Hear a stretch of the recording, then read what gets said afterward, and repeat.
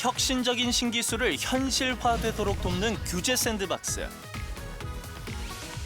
규제 샌드박스 1호 사업을 시작으로 지난해 58건이 시장 진출에 성공했는데요.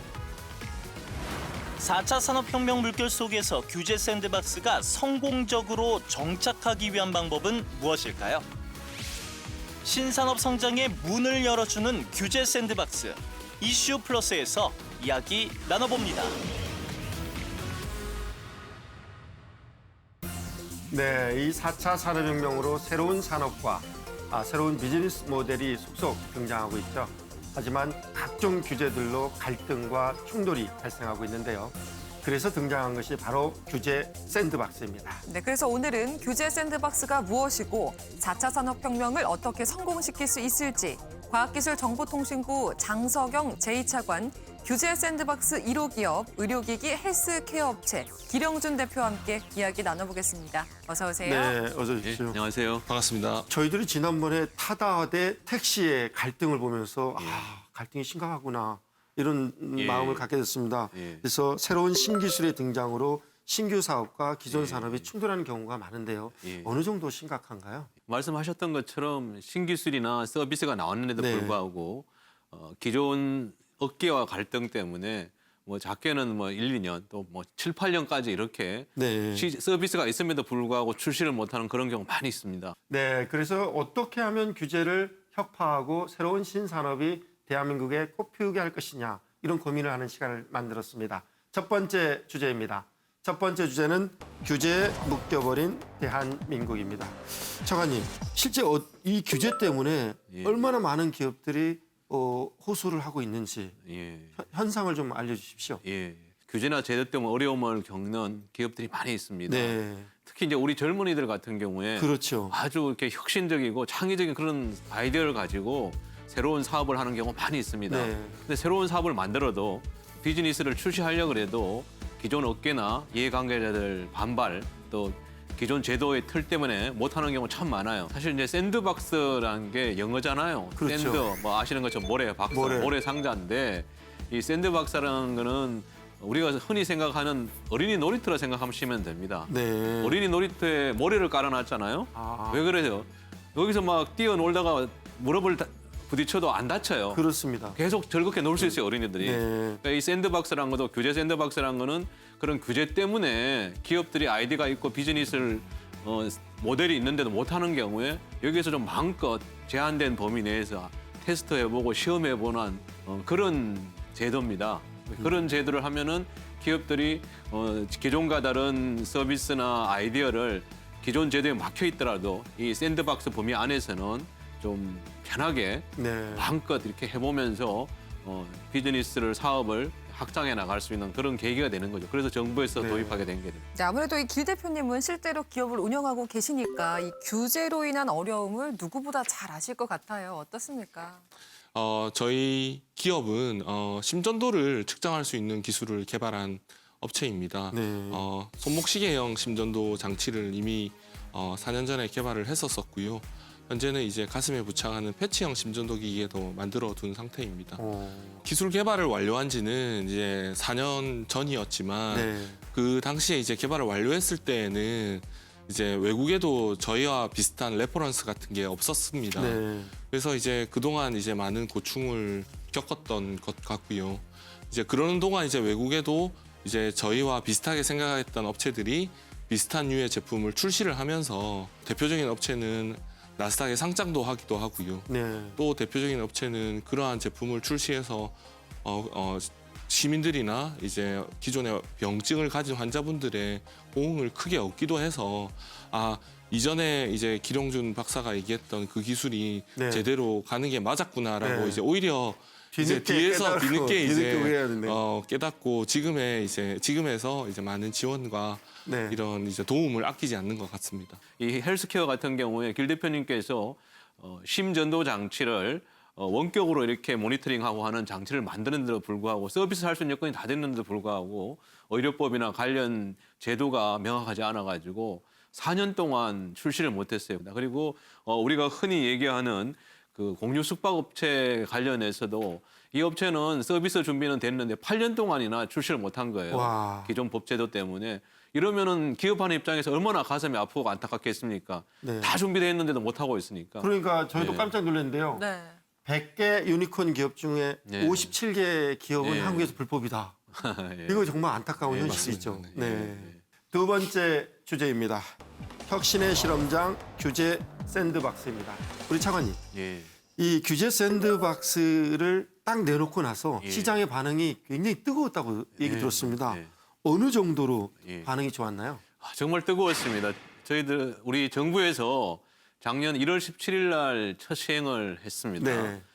첫날에 19건이 신청이 와, 되었습니다. 갈증이 됐고. 있었네요. 예, 네. 아주 많은 갈증이 이제 몰려든 거죠. 그렇죠. 그래서 작년 한 해 동안에 저희들이 가계정통부의 경우에 120건이 접수가 됐습니다. 네. 그래서 102건이 처리가 돼서 85%를 처리를 했고 네, 굉장히 많이 예, 하네요. 홈페이지가 있습니다. 홈페이지가 sandbox.or.kr인데 네. 이 sandbox.or.kr에 하루에 1000건 이상이 이렇게 접속이 됩니다. 그래서 굉장히 폭발적인 반응이 작년 한 해 동안에 보면 한 40만 건 정도가 접속이 돼서 관심을 나타내고 있습니다.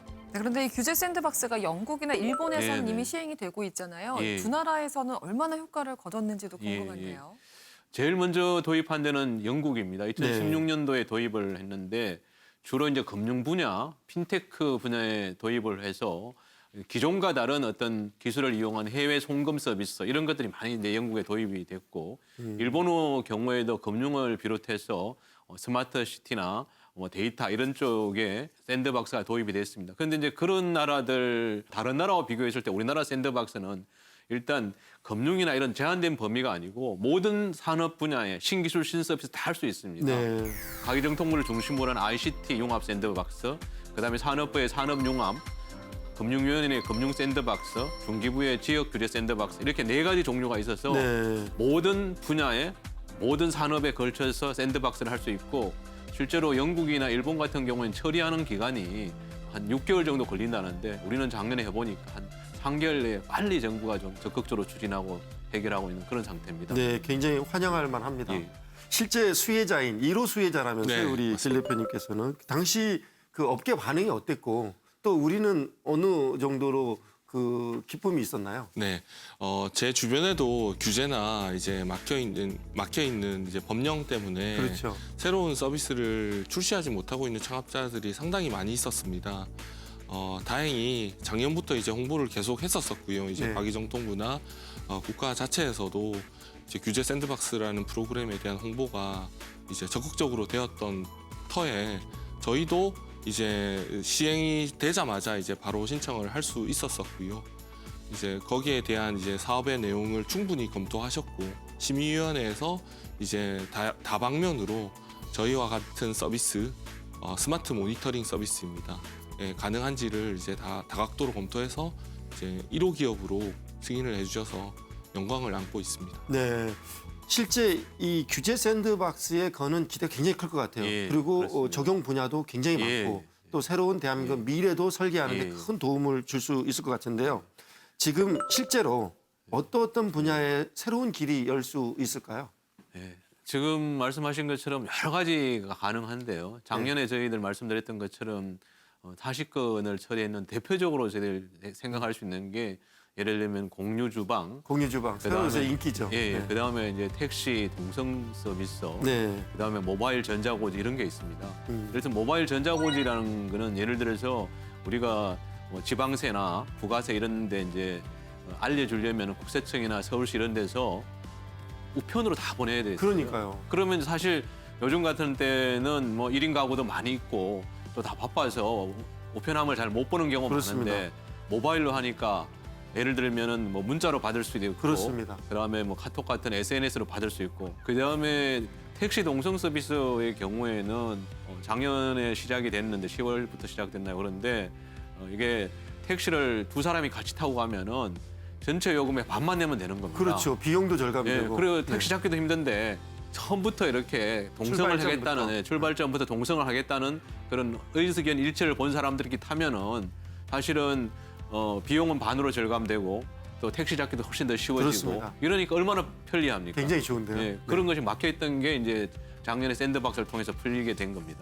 이런 새로운 혁신적인 아이디어를 내서 비즈니스를 고민하고 있는 사람들 예, 많을 텐데요. 그렇습니다. 우리 규제 샌드박스를 이용하려면 어떤 절차로 신청을 해서 정부의 도움을 받을 수 있는지 좀 소개를 해주시죠. 뭐 쉽습니다, 한마디로. 쉬운가요? 예. 아까 전에도 말씀드렸는데 한 두 가지 정도 생각할 수 있는데 네. 첫 번째는 규제 샌드박스 홈페이지가 있습니다. 네.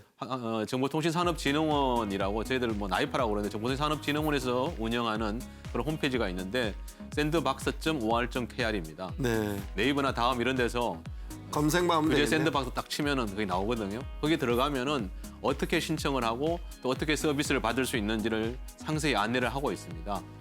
그다음에 이제 전화로도 신청 안내를 할 수가 있습니다. 044-931-1000번으로 전화하면은 규제 샌드박스에 대한 상세를 안내를 하고 있습니다. 또 급하고 꼭 필요한 경우에는 찾아오시면은 또 1:1 상담, 대면 상담도 하고 있습니다.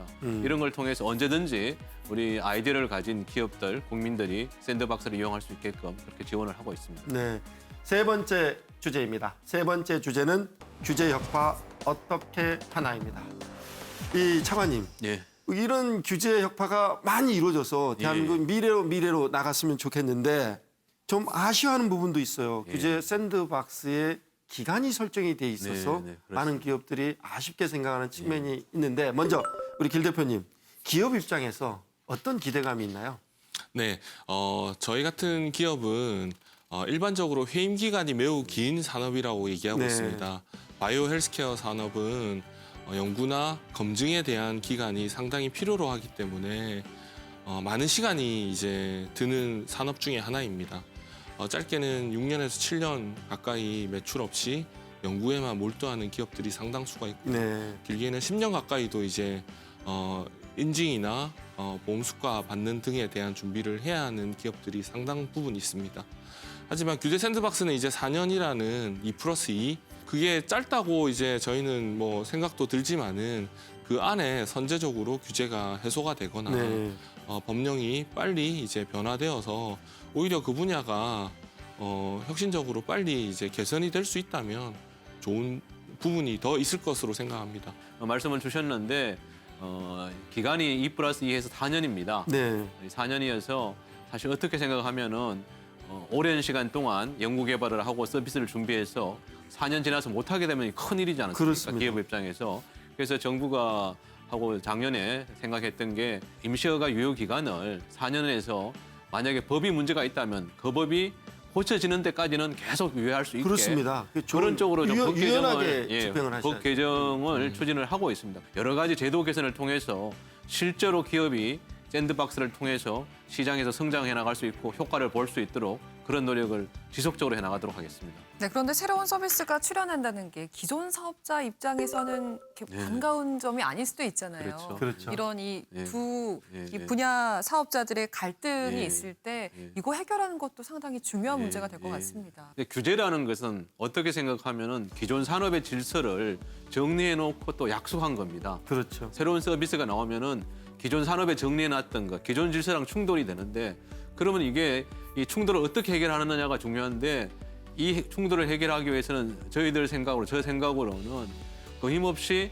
양 당사자가 간에 만나서 소통을 해야 됩니다. 일단 만나서 저쪽은 왜 저런 생각을 하는지, 내 생각은 어떤 건지 이걸 서로 진솔하게 얘기를 하다 보면은 서로 접점을 찾을 수 있습니다. 100% 내가 만족하는 건 대로는 안 되더라도 새로운 대안을 찾아 나가는 노력, 그게 샌드박스의 기본적인 정신이고 그게 확대돼야 된다고 생각합니다. 네, 이 4차 산업혁명으로 경제 패러다임이 바뀌고 있습니다.